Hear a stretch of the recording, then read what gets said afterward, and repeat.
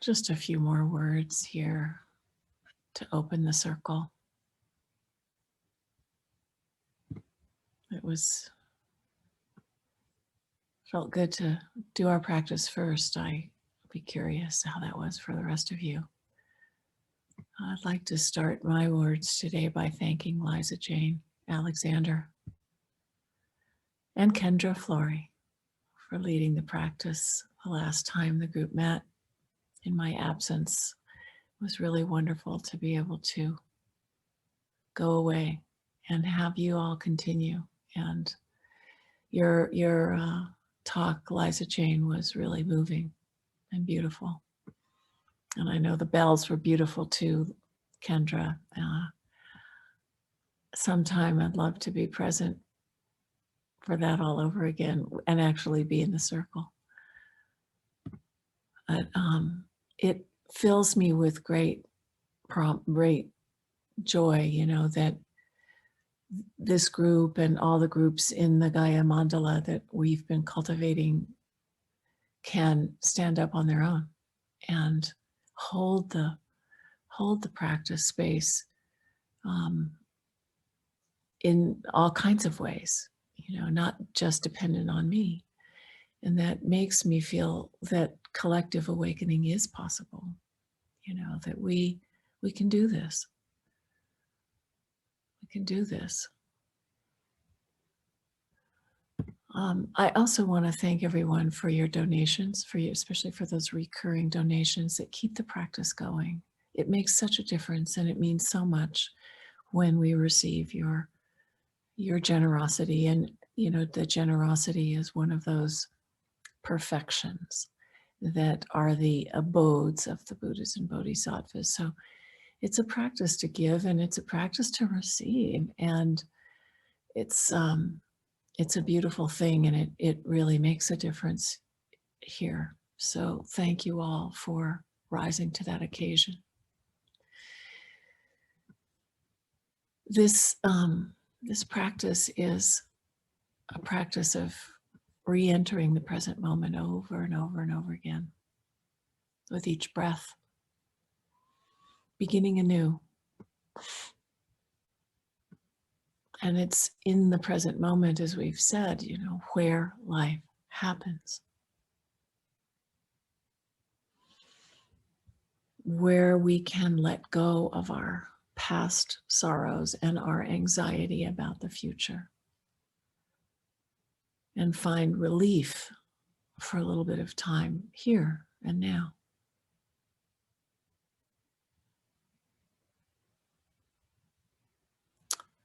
I'll speak for myself, but I imagine I speak for all of you when I say, I need this, especially now when things are so challenging.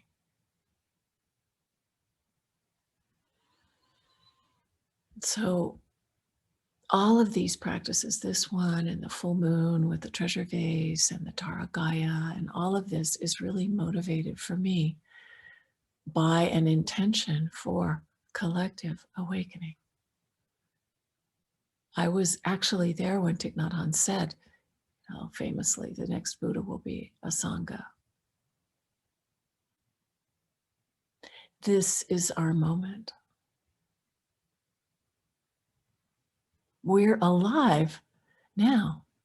As Joanna Macy says, she's, I don't know if you've heard her say that, but we're alive now.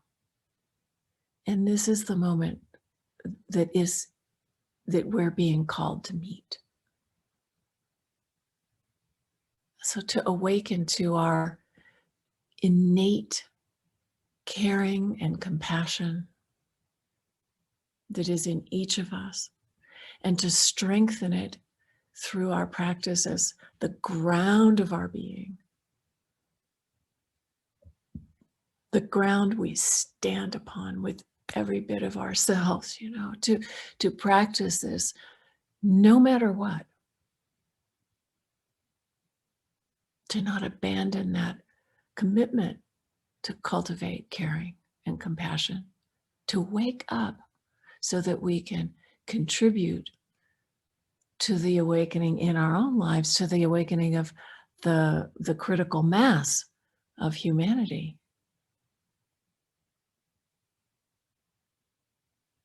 that we're part of right now, this incredible evolutionary moment.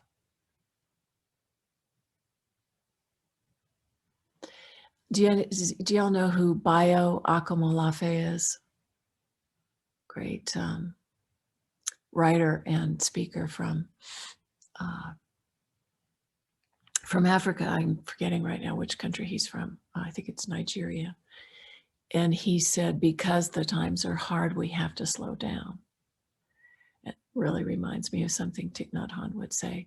You know, we have to stop, because obviously the old patterns are not serving us on so many levels, right? So we stop when we come into this temple and we take a breath and we remember why we're really here.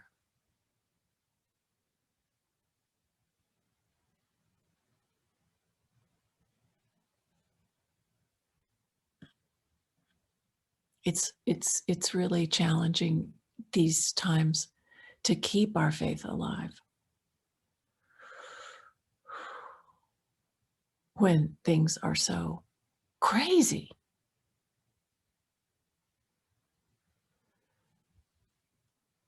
But so just a little parentheses, faith as opposed to belief, right? Because faith is in something so much larger than ourselves, the great mystery that we can't even put into words. Whereas belief in something like some external God or a religion or something somebody is telling us to believe in is a completely different thing. I'm not talking about belief. I'm talking about faith. That we're going to get through these times. We're gonna find our way, and it's through love. It's through the love that is in that deep heart of caring that's going to be our salvation.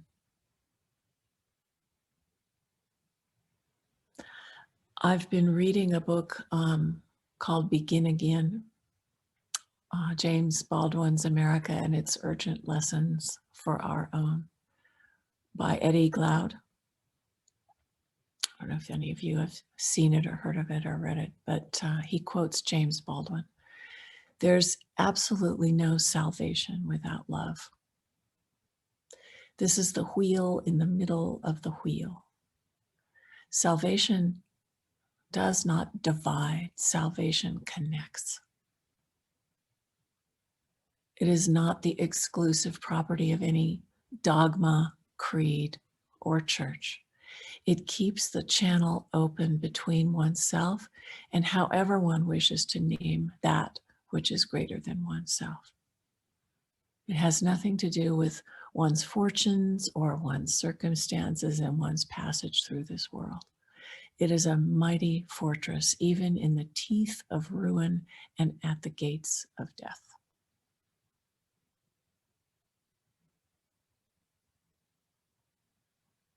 Oh, I think we could substitute the word awakening for salvation.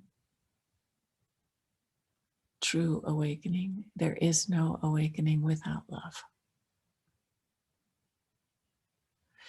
Glaude, I'm not sure if it's Glaude or Glaude. He goes on to write that after that quote, he says, we have to choose life. Baldwin repeatedly said that, and salvation is found there in accepting the beauty and the ugliness of who we are in our most vulnerable moments, in communion with each other. There, in love, a profound mutuality develops and becomes the basis for genuine democratic community where we can all flourish if we so choose. So this was his prayer, and it is my own.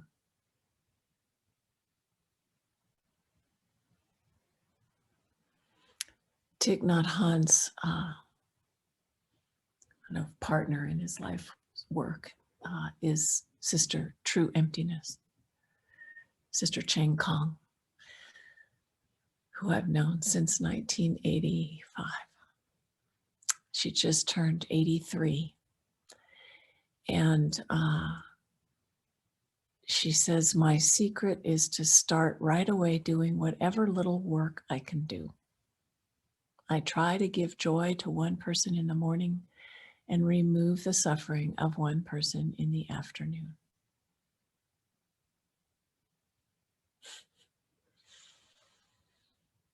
It actually comes from a particular chant that is done at Plum Village.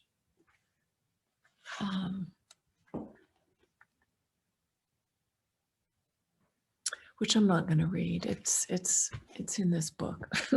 Maybe we'll do it together sometime, but she has that secret to life, which is to engage with her love and her caring and to offer it.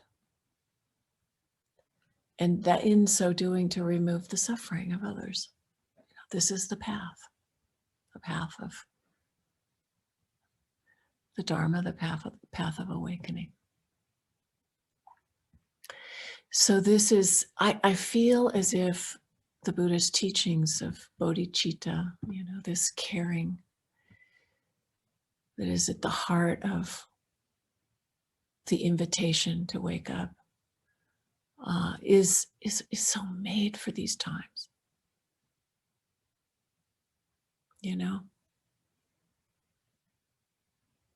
So let's do that. Let's do that together.